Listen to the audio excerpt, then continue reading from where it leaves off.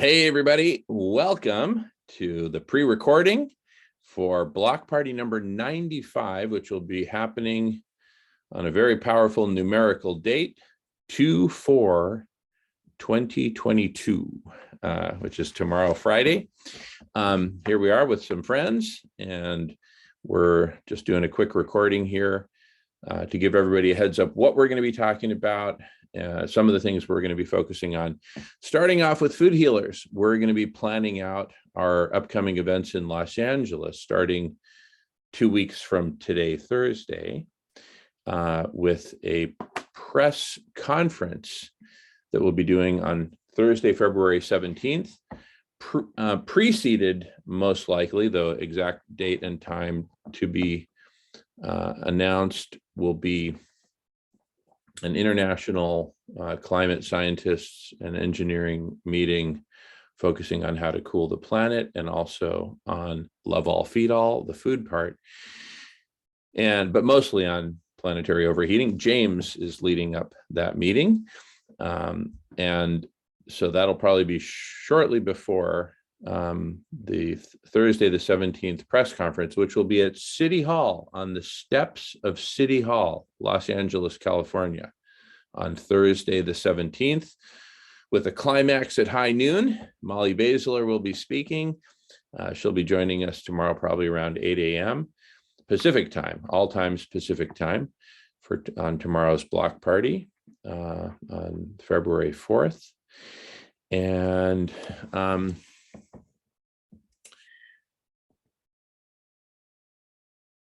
so we've got, again, the international meeting focused mainly on global warming and how to cool the planet, then the press conference on Thursday, February 17th, then the block party on Friday, February 18th, and then the feeding event at Pan Pacific Park on Saturday, the 19th. So we got basically 4 events pretty much right in a row. And go ahead, James. Go ahead. Sorry, yeah, just in regards to the meeting about, we'll just not so much a meeting, but just a discussion about the meeting with those scientists and that. It's also, important that we, as you were saying, and we both agreed, tie the boat, love all, feed all, and the heating. Even though the meeting is mainly about the focus on the heating, because obviously that's our priority is cool the Arctic and save the Arctic, or there's everything else is moved afterwards. But it essentially is to get the message across that it's both, like it's not one magic bullet. It's roll out the MCB, but also it has to go in hand with the food healers as well, and the Love All Feed All program. So that message is going to be brought across in the meeting as well. Like that's why Silas is going to be there, and yourself as well. Like that part of the message is essential to get across. As I said to you earlier in conversation, because I'm from Ireland and it's an agricultural country, and majority of people here in this country are farmers, and they're already up in arms about the idea of having to cut emissions drastically because of new regulations after the COP. And to them, that just means they have to reduce their farming and their livelihoods, but they're just a little bit in the misunderstanding about the whole methane emissions and everything else, and that needs to be clarified as well, because there's a lot of misunderstanding about the methane emissions, and the farmers are getting blamed for a lot of it, and they are, of course. A lot of the actual cows do emit methane and what have you. But there's a lot more recent data after coming out showing that the majority of the methane seepages all across Europe and across the middle part of North America and everything else, a lot of it has to do with where it's coming out of water sources. You know what I'm saying? So yes, the factory farming is massive to do with the destruction of the biosphere, and that message has to be brought across as well. So you know what I mean? The two are necessary to get across. But I don't want to frighten off people in Ireland or make enemies or lose the message that we're trying to get across with the MCB by making them think that we're trying to get rid of their business or anything else. So we do need to discuss that to have bring them together in a way that we don't make enemies of anyone as in regards to people's livelihoods, thinking they're being threatened or anything else, but also not lose the focus on the urgency of the overheating and saving the Arctic. So, not saying we have a lot to talk about, but we do kind of have to be careful about getting our wording and right at the meeting, all right, to make sure they're tied in right. Sorry, carry on. No, that's awesome, James. Perfect. Well said. And yeah, so we've really had some amazing conversations lately, including earlier this week, about how do we bring it all together, and what kind of what the big picture is. I'd like to screen share a little bit and share a little bit about what I've been working on here conceptually. So one interesting thing is, if you think about, I've kind of drawn up a little graphic here that focuses on this side. We have the needs, of our planet, right? Well, actually, we break it down into needs of people, right? And then I've come up with a cute little acronym, ROAM, which stands for the rest of Mother Earth. And this acknowledges that we are all part of Mother Earth. But, since so much of our problems are traced to people, anyway, so people, and then ROAM, the rest of Mother Earth. And then there's three kind of main solution areas that cover like 90% of what we most urgently need to implement in order to save life on Earth and set us up for thriving, not just surviving, but thriving. And so let me and please just jump in, everybody, with comments as I go. Don't even raise your hand, just jump in. So I'm just going to call these solution areas, right? So we've got three solution areas, and then we're going to look at how these map to big thick line here. On the right of that big thick line are the needs of people and the rest of Mother Earth. So one solution area is transforming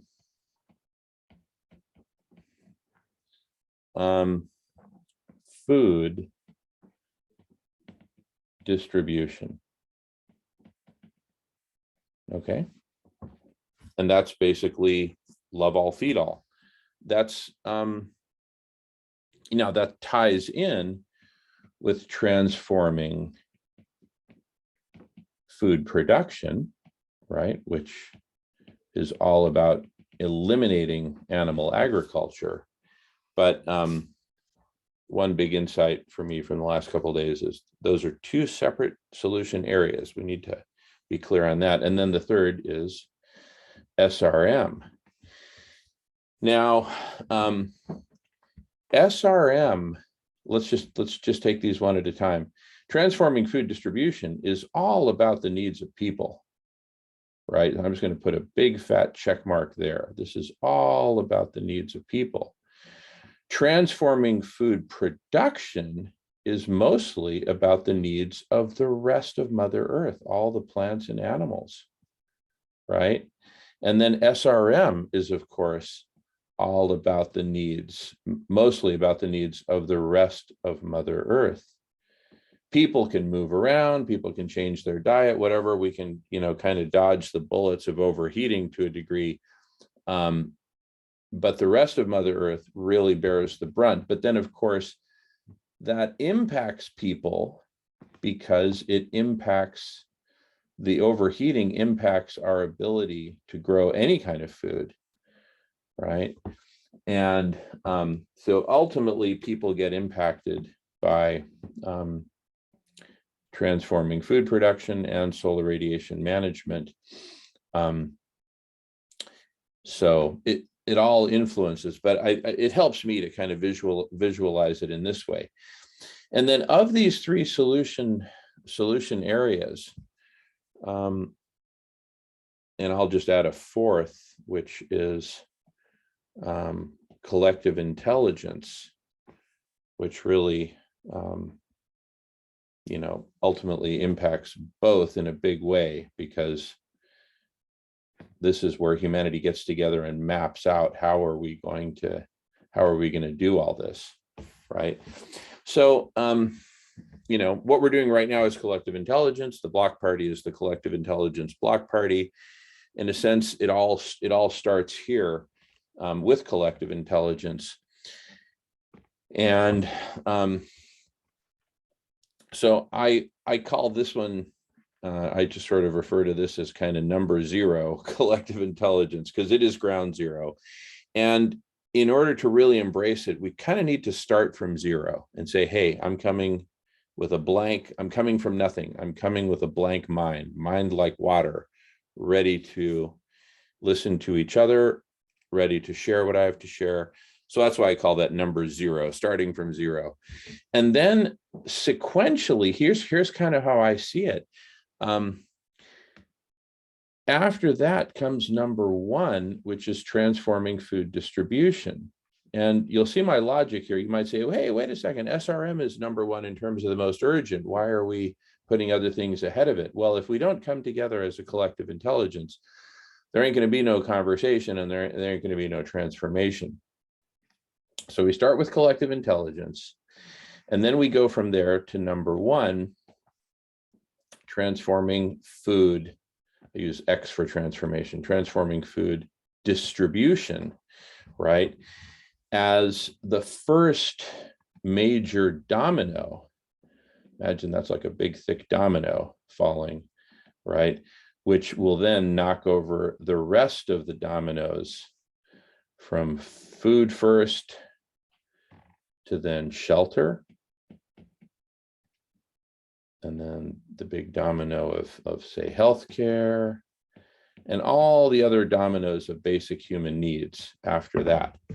Now, the cool thing here, the way I'm seeing this, is that is essential. We've got to transform food distribution and make it plant-based, right, to both heal people and bring in the compassion and tell the stories, because that will be the major driver of item number 2, which is, remember, X for transformation, transforming food production, right? So that one up here, this is number 2, transforming food production, right? And transforming food production, this is a concept what I'm about to say, I don't think I've said before in words. And so I'll write it out to make it clear. And I'm just going to abbreviate dominoes like this. There's kind of the main domino, and then there's the other dominoes that follow. The main domino is transforming food production in the number 2 set, but then that will start over a series of dominoes falling, which I'm going to call the rest of these other, this is the new stuff, the new wording, other transformations. Other transformations and interventions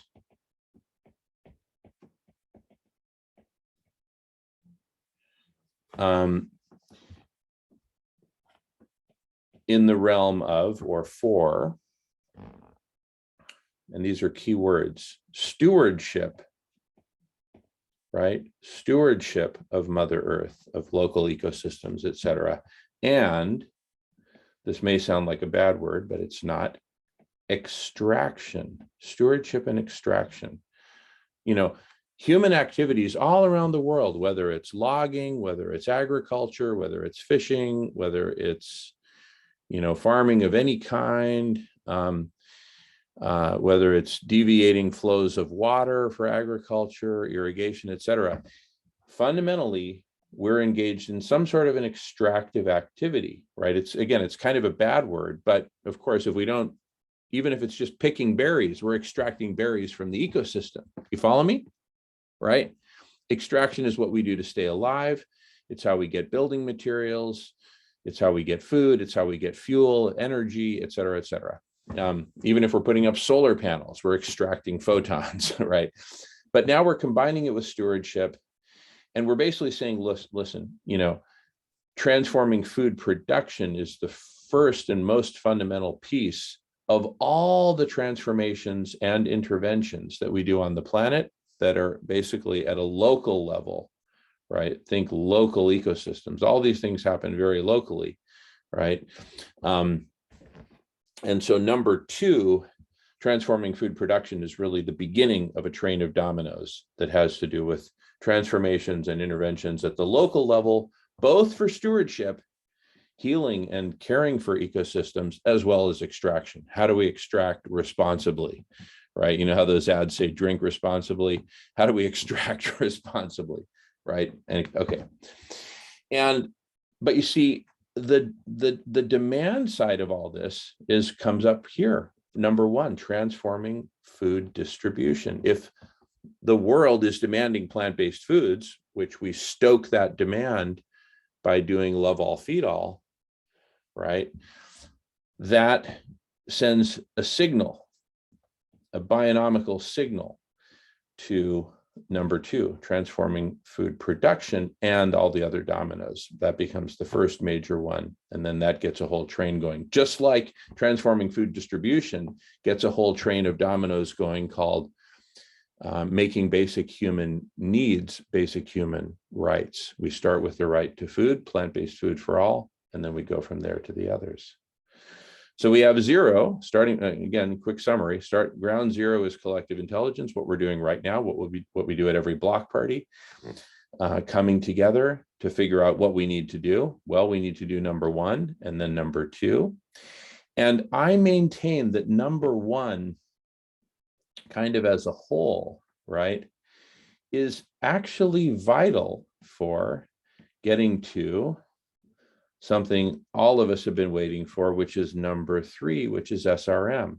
Now, all this can happen at the same time, right? But number three, SRM, solar radiation management, the only way to cool the planet in time. And of course, the urgency for cooling the planet is now measured in a matter of months, right? So if SRM is number three, again, think of that as a domino, a falling domino that we were pushing hard to push that one over.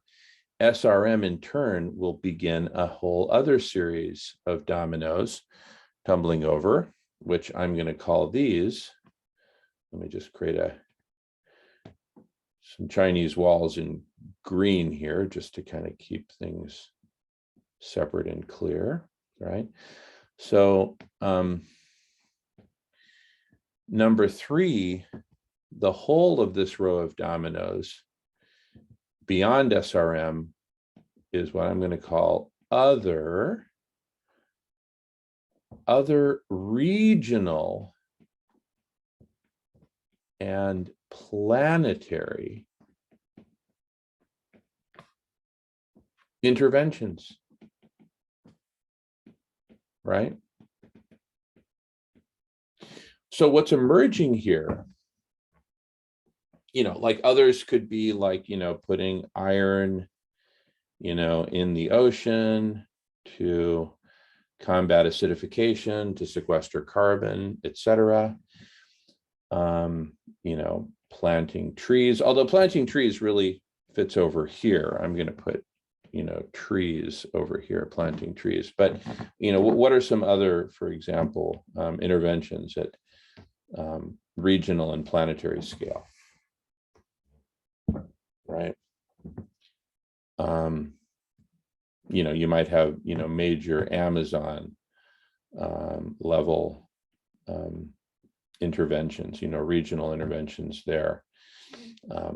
Anyway, so I'm kind of organizing stuff into really three main realms, and I'll just highlight here in yellow just to make the point really clear. The first realm is the human realm, collective intelligence, and meeting all the human needs, all the basic human needs. So number 0 and number 1 are all at the human level, right? Number 2 is at the local level, local interventions for stewardship and extraction. And then number 3 is really more at the planetary level, though it also includes regional, like the Arctic region, right? Things that we can do there, like ice 9/11 and marine cloud brightening and other forms of SRM. We're acting at a regional level there, but with definite planetary impact. And everything has planetary impact, so everything is much more integrated than I'm suggesting here by kind of divvying things up. But anyway, I just wanted to present this sort of overall framing and looking at one particular strategy in terms of sequence, right? But the reality is that from the collective intelligence side, just like a lot of us are going to be focusing on transforming food distribution through love all, feed all, stemming from the collective intelligence. Also, a lot of people are going to go directly here to SRM and say, hey, you know, we've got to take direct action on SRM now. So I'm not suggesting that we, you know, do this sequentially. I'm suggesting the opposite, that we do it all simultaneously. You know, likewise, using collective intelligence to do these direct interventions at the local level in category number 2. It's just that to really make number 2 happen, to really get that to spread like wildfire, right? We need to get number 1. We need to get food distribution and get everyone on plant-based as soon as possible, to basically say, hey, listen, the only foods the world, humanity is asking for are plant-based foods. So please transform food production, get rid of animal agriculture, because there's no more market for it, right? And all the other transformations and interventions at the local level, right? Anyway, I know that's a lot of information in a short period of time. I can come back to screen sharing anytime you want, or I can keep it on screen sharing if anyone has a question or comment right now. Otherwise, I'll go back to video. But, you know, these are the kinds of kind of big picture integration of everything and big picture strategy, right? With a logical flow. Again, not necessarily sequential flow, because we need to do all of this at once, holistically and simultaneously. But from the standpoint of story, we are a species that runs on stories. This is one, you know, go at a new story for humanity. How did humanity transform? Well, we came together and started sharing. That's collective intelligence. Then we fed everybody, right? That's, you know, number 1, transforming food distribution. And then that impacted all of agriculture and what people did at a local level, because all the demand for food radically transformed. No more animal agriculture, which is 90% of land use in the agricultural sphere right now. And so we'll be able to return a lot more, all that land to nature, and do the kind of positive local interventions that we were talking about, planting trees and all that, reversing desertification. And then finally, number 3, SRM being the starting point for a whole set of planetary interventions. Anyway, with that, I'm going to pass the talking feather.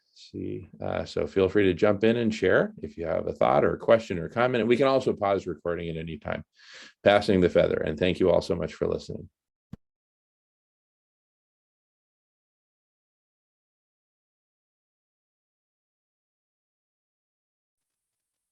I just think we need to shake loose the SRM dollars a lot faster than we're doing somehow. Yeah, couldn't agree more, Michael. Couldn't agree more. And that's a huge motivating force behind everything that we're doing, is getting that done. Because if we don't cool the planet in time, everything's going up in smoke and underwater and methane release and everything else. So, you know, we're months away from an ice-free Arctic. Looks like James unmuted, followed by Marco. Go for it, James. Oh, sorry, Marco, do you want to go ahead, bye? I didn't realize you were muted. No, go ahead, James. No, just on what you were saying there, Jamen, about coming together, and just the word together rang a bell with me there, and what Michael just said there now as well about the urgency of the SRM, and it's not just the funding, as Marco made a point of that already. Like it's getting the awareness out there is the key, and the funding will follow itself. Like that'll fall into play as soon as people there's more awareness about MCB, and the more people understand it and realize the logic of it and the necessity of it, then as Marco said, the funding will come. We don't have to worry about the funding of it. We just have to worry about getting the awareness out there. But in saying that, given what you said there about the word together, it reminded me of the climate healers meetings that were going on over the last weekend, and I partook on the one on Saturday. Marco was there as well. But I found overall, the overall theme of the day was that people were starting to realise that they need, to come together. It was something that Miles said, actually. Miles made a statement saying that he was also attending meetings with the Club of Rome, and that, he knows that people like, might think that, they're not really the kind that would be into the vegan movement or anything else like that. But he said it's good for us to explore other groups, to know what's going on, and to see if we can either help or get help from them, because we're all we're all in different aspects of things. We're all more or less trying to do the right thing at the end of the day, and by the world and by the planet, the biosphere, all species. That, you know what I mean, in that sense. And that's the only thing as far as I'm concerned, and I made a point of that on the climate healers meetings, was that the overall theme was we need to start coming together. And by coming together, I mean that, as single groups, we're only making dents in different aspects of the different things we're fighting for. But when we do come together as one group, united behind the priorities, knowing that we'll get to the others in priority, in sequence, or whichever way is necessary. But the fact that we here, like, we're talking about I'm talking about the MCB and the climate situation, and obviously I get involved in the food healers meetings as well with yourselves as well, and I try to contribute to that as well. Even though I'm not, as I always maintain, I'm not vegan myself, and I said that even at the climate healers meeting. But that doesn't stop me from partaking, because I've learned a lot through it, and I've only learned the hypocrisy of eating meat and everything in the last year or so from it. Point being, I think the same for those that are involved in climate healers and vegan movement should also look a little further beyond their own movement at the other movements that are out there, such as the MCB movement we're trying to organise here. They should have a look at those other groups and see how they are connected and how we are all fighting the same fight. And if we really put our heads together and come together, then the fight will be a lot easier, because we'll have more people together, united together, and we get more motivation behind and push for things. And as Marco said, funding will come out of things like that then in themselves. But we can all fight each other's fights together. You know what I'm saying? Because together we're strong. Divided we're weak. Like, it's as simple as that. Like, and we're running out of time, so we have to come together. You know what I mean? There's already a political campaign to stop the likes of people putting up podcasts and everything else and telling the truth, like Joe Rogan and stuff like that. You know what I mean? Because CNN are losing fucking viewers and what have you, and they're spewing the lies constantly and whatever. It doesn't matter. The point is, we need to come together now, if more than ever, because there's a push on to fucking shut people up. So if you want your fucking and value your freedom and democracy, then don't be fucking shut the fuck up. Come together and stand together and say, hey, enough of this shit. You know what I mean? They've been pulling the wool over our eyes now for too fucking long. Your game's up. Get the fuck out of here. We're going to have to fix this fucking mess, mate. Sorry for the language, but I always finish it off with that. On my hand, they're starting to help the pain. Oops, Oh, Marco, you're unmuted. sorry. No, awesome, James. I'm loving what you're saying. I'm taking notes here, and Mark, Christopher likes it too. And Marco, you're whenever you're ready, Marco, just jump in. Yeah, no, you both of you pretty much covered what I was going to say in respect to the money coming out. It's continued spreading the word and as much interaction with other groups like climate healers is the key to spreading the word, because it's not just us saying it, it's other groups, and there's a lot of focus for different groups on particular things, all things that are important. And the more we can communicate to them that whatever they're doing is great, awesome, how we love that they're doing it, but they won't get to do that if we don't do SRM soon, because it's all irrelevant if we don't cool the planet. It doesn't, we're already losing ability to grow some crops, or at least they're not producing well at all due to temperature changes. And if we lose the Arctic ice, which I don't think anybody's really fully comprehends how bad that will be, with losing the cooling effect of that ice and then the reflectivity of the ice not being there, and instead the ocean heating even faster than it is with all the other heating effects that are going on right now. It's just so, yeah, we just got to keep doing what we're doing is the main thing right now. Where progress doesn't always seem fast, but it's been happening. And when I look back over the last 2 years, we've made a lot of progress. It doesn't seem like it when it moves slow, but we get those little, periodic bumps where things just kind of jump. So we got to just keep going on. That's all we can do. With that, I'm complete for now. Thank you. Passing the talking feather.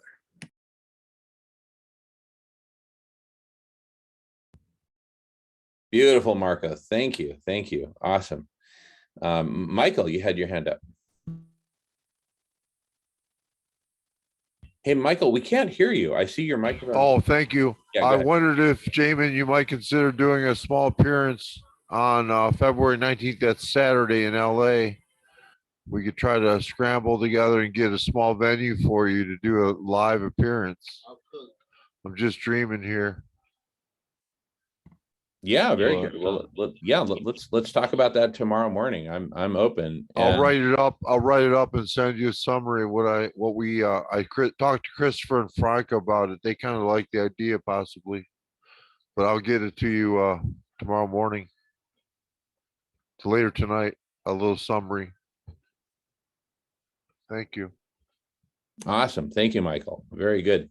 Yeah. See, I'll be in Los Angeles for like 2.5 weeks or so, and we're going to be doing events in Santa Monica as well, and really getting this thing taking off.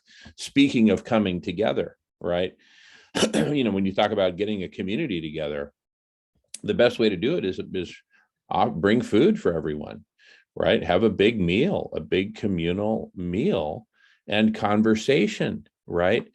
Which addresses directly transforming food distribution and collective intelligence, which are kind of the two starting points, logical starting points that I'm talking about. Because let's face it, solar radiation management, as urgent as it is, and I think it's actually the single most urgent thing, period. Because again, if we lose the Arctic, to quote the president of Finland talking publicly to Donald Trump a few years ago, if we lose the Arctic, we lose the planet. We're right on the cusp of losing the Arctic. SRM is the only way to save the Arctic. So, as urgent as that is, it's something that eludes most people for lots of reasons that we explored in Glasgow and meetings since, and we'll explore with the meeting that James is organizing and leading. We're going to get right to the heart of that. But really what I'm most in favor of is a multi-pronged, simultaneous approach. We bring people together with food healers, love all, feed all. We bring people together with the block party and conversations at the food healers events and at the press conferences we're doing. And as we bring people together, we talk about everything holistically, right? And we build a movement. We're building a planetary movement. And, I'm glad you mentioned, the podcasts, and that, the CNN and the powers that be, basically the Ministry of Truth, George Orwell, 1984 style, which is comprised of CNN, mainly CNN, MSNBC, Fox News, the New York Times, Wall Street Journal, and other major media. That's the Ministry of Truth. And they exist to make money for advertisers. And they all exist to create the big lie that basically there's no droids to see here. Move along, keep shopping, keep driving, keep eating meat and dairy, keep doing business as usual. And it's no wonder that they're attacking the podcasts that are starting to eat their market share, because people are realizing that the Ministry of Truth is full of crap. It's just a bunch of big lies. Umair had a really good article that I just read today, one of his recent ones, that talks about the resurgence of Donald Trump and everything. But the heart of his article really talks about the pundits and the gatekeepers. And these are the folks who appear on these major media that I just mentioned. And how, in a sense, the whole Trump movement was like a revolution against those in significant ways, taking us, of course, to a much darker place.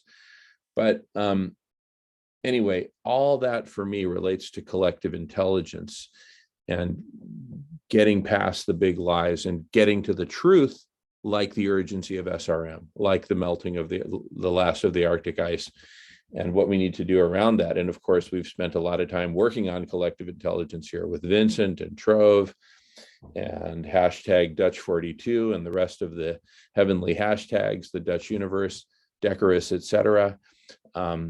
So it all ties together. It all ties together. Here we are solving the puzzle of transforming, healing, and intentionally saving life on Earth. That's what the big picture is. With that, I pass the talking feather.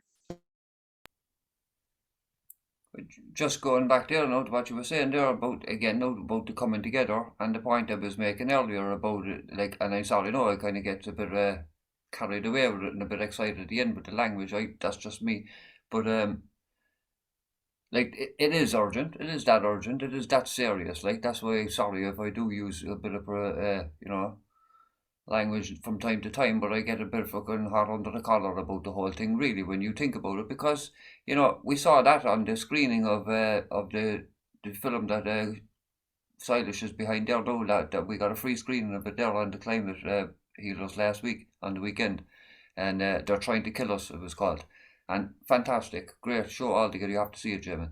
But just like how that was making out that there's a conspiracy, they're trying to fucking kill us, you know what I mean, in regards to the food situation, and also it goes back to the slavery situation and the gun situation and all that kind of situation in the minority areas, the black areas, the minority areas, the indigenous areas, it's happened fucking down through time, and they've made a very clear picture of it for people to understand. And then how they show that it's the food as well, that we're all being fucking beguiled and having the wool pulled over our eyes, and it's a whole fucking system that they're all at the 1% at the top are profiting off of our fucking our lives, our debts, basically. Keep us alive, keep us on the lowest form of fucking income, keep us under the thumb as much as possible, putrefy our bodies with impurities so that we have to get fucking sick and depend on pharmaceuticals to fucking go around in circles then, because you're getting side effects of the pharmaceuticals until you work your bollocks off all your fucking life to save up for a pension at the end of your days, and at the end of your days you fucking too fucking sick to even enjoy them, and they take your house off you or whatever else to put you in a home or something. You know what I mean? At the end of the day, you're just fucking a way of being processed and making a profit out of. And it goes way deeper than that, to the point that even the conspiracy that was shown in that movie there now the other day so well, it goes way further than that. The likes of the mainstream medias are not just they're not just covering up about trying to get the podcasts off because they're getting more attention. It's because they're telling the truth, not because they're getting more attention and more viewers, really.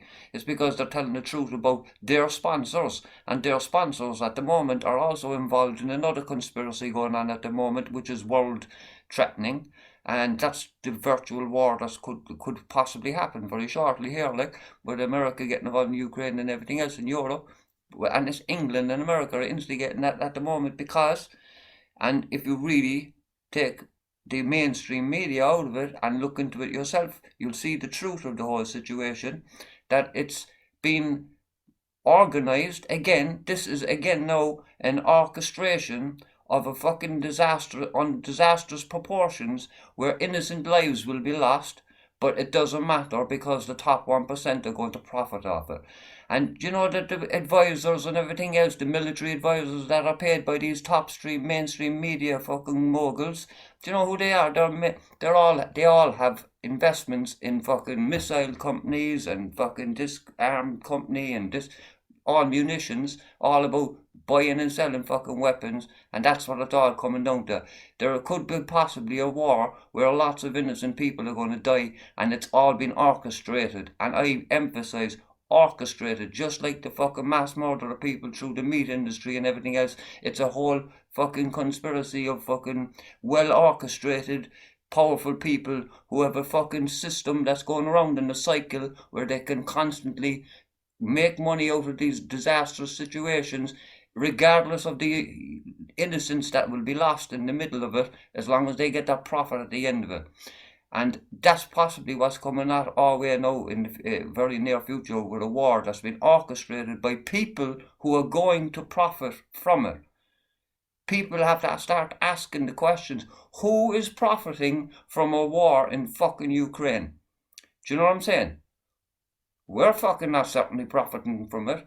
We have no fucking argument with these fucking people. This is a fucking Crimean issue that's going back for fucking generations, you know what I'm saying? These people are only involved to make profit out of our misery. And until we get together and come together and push for the likes of things like marine cloud brightening, that's another orchestrated thing by the mainstream media now, which is why it's a matter of urgency that we get people that are being fucking deceived, whether they're being deceived through the food industry, or whether they're being deceived into going into a war that they don't want to have any part in, and they're going to be sent abroad to fucking die for some bastard who's going to make money off of the weapons he was carrying or firing. You know what I'm saying? And their families back in America who don't want them to fucking go off and die for some rich bastard who's profiting off of the gun he was carrying or the button he was going to push. This is what's fucking going down.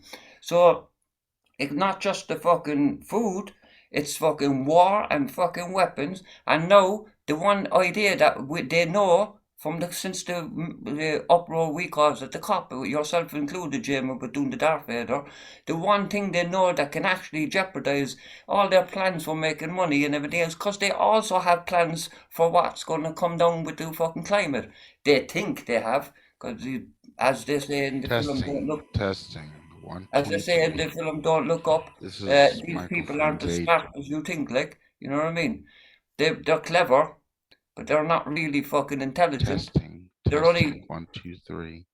they're only concerned and focused on one thing, which is profit. And if you have only one focus on one thing, then you don't really have your eye on everything. It's just that they've got a lot of eyes in a lot of places, and they have us, all of us, the ordinary people, well and truly fucking stitched up in a barrel for too fucking long. This is the situation. I'm not saying that there should be a fucking revolution, a violent revolution or anything else like that. I'm saying that we, the people, literally put these people in fucking power. We elected them into places of power and everything else. All we have to do is get off our asses and realise that if we come together and put our vote together and say, sorry, Jack, you ain't going in there anymore. We now want to fucking back to a proper fucking democracy where the democratic countries around the whole of fucking world at the moment are supposed to be based on the principle of the fucking a democratic fucking government that are there for the people, by the people, of the people. Not a bunch of bastards who are being paid for by a bunch of greedy bastards who only want to profit more off of the deaths of the civilians that the government is supposed to be looking after. How long are we going to put up with this shit, like? I'm sorry now for going into a rant, but there's too many situations now and conspiracies that have been going on, not only going on for too long, or so long, and too long, But there's a number of them now that are coming together at a very dangerous time we're in at the moment around the world. We're facing natural disasters and man-made disasters that have been fucking colluded and fucking built up over a long period of time by the powers that be and the ones that have the money. And they have the fucking situation, as far as they're concerned, they have the situation right where they want it. But what they're forgetting is that when people do realise, as they said in that film, they're trying to kill us, that they're being fucking had. When people realise they're being had, and they realise that enough's a fucking enough, the world don't have to run this way at all, why are we putting our lives in these people's hands when they constantly fuck us over? It's as simple as that, like. We need to come together and we need to back each other, starting with the priorities, like the two dominoes you're on about, Jamen. Food and MCB. And if we don't get MCB sorted and rolled out first, we will not be able to grow the food. All else is mute. And all is going to be lost if we don't come together. I'm going to leave it at that.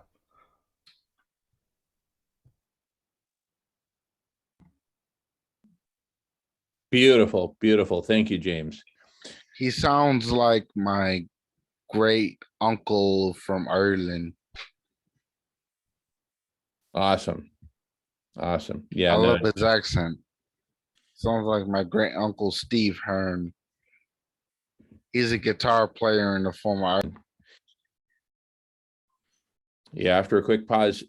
Yeah, James, you know, my dad took me to a lot of talks over the years, and he took me to this one talk of Chalmers Johnson, if you've heard of him. An amazing academic writer. He, you know, was all over government and the military and everything. He wrote this amazing book called Blowback. And this was during, you know, the Iraq War, Afghanistan, etc. And he talked about the profitability of war and the profit margins, which are deep into the double digits. And he said something I'll never forget. He said, I guarantee you, with war being as profitable as it is, you're going to see a lot more of it. And that's exactly what James was talking about. The reason you've got so much war is it is so insanely profitable. I'm going to pause recording for a second. Okay, after a pause, you know, I was just thinking that, you know, the two main physical solutions, SRM and Love All, Feed All, you know, we've, in months and years past, I've always talked about three, right? There are those two, and then collective intelligence. Collective intelligence is more and more becoming the medium, and the perfect medium is invisible. You don't talk about it, you just use it like language, right? And so I think collective intelligence is fast becoming not so much a topic for us to discuss, but just the medium. We just live it, we breathe it. And our focus is Love All, Feed All, and SRM. Boom, with tremendous confidence. With tremendous confidence. No doubt. Okay. It doesn't mean we're not open to talking about other solutions. To the contrary, we need all the solutions, all the dominoes tumbling, and ideally all at the same time. But let's just be very clear, you know, and again, like, we're open. We're always, if somebody wants to say, oh, I think this is more important than either of those, great, let's hear it. Make your case. Make your case, right? Yeah, absolutely. Everybody can bring their, if they have an opportunity they think is better for keeping life alive on the planet, we sure want to hear it. It's how we got to marine cloud brightening, by being open and, you know, to new ideas besides what we thought was the answer. And it's important to encourage all the people that are doing anything else that's moving in the right direction. You know, most of the drawdown 101 people, most of those ideas are good. There's a couple that aren't quite as logical as they think they are, but most of them are things we have to do anyway. Oh, you know, past the crucial point of cooling the planet so anybody will be alive to do those things. The planet will eventually recover from us being here if we're gone. It may take billions of years or millions, but that's all relevant to us who are here now. So if we want humanity to continue and all the other life on this earth, we have to do some form of solar radiation management. Number one for me is marine cloud brightening. And with that, I pass the talking feather.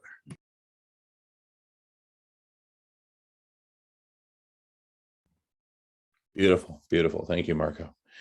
All righty. Well, I'm complete as regards this recording. I know it's like 3:30 in the morning there in Ireland. James, you've been very generous staying up this late. I still have to send out the email. So anyway, anything else to say before we conclude this recording? No, I just like to just to say thanks, and again, like I just, again, if I offend anybody by using any bit of language, I can't help it. That's just part of being culture, I suppose. I don't mean it by offending anyone, but anyway, pointless saying it over and over. I'm just saying like that.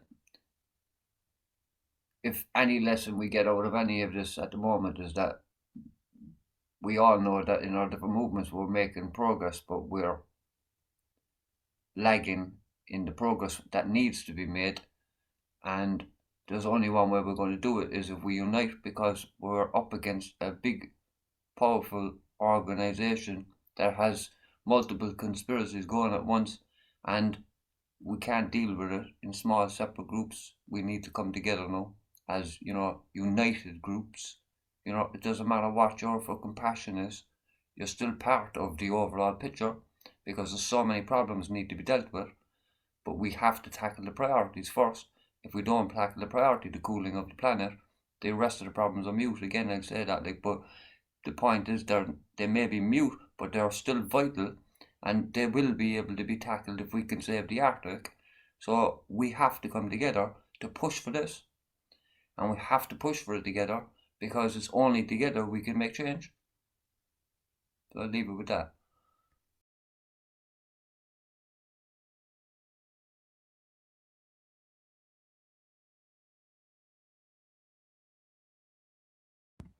Beautiful, James. So well said. So well said. I'm constantly reminded of the movie Pele and the story and those scenes when Pele just came alive and took off exponentially. So this is our moment. This is our Pele Brazilian national team moment for all of humanity. It's time. It's time. And we got this. The good news is we got this.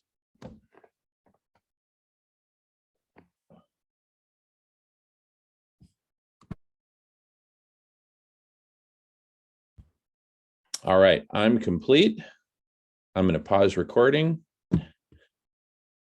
All right, well, thank you so much, everyone here. Marco, Christopher, James, Michael, and AD were on earlier. And thanks, and thank you for joining us tomorrow, Friday, February the 4th, starting at 7 a.m. Pacific time for Block Party number 95. We'll see you then. Thanks, everybody.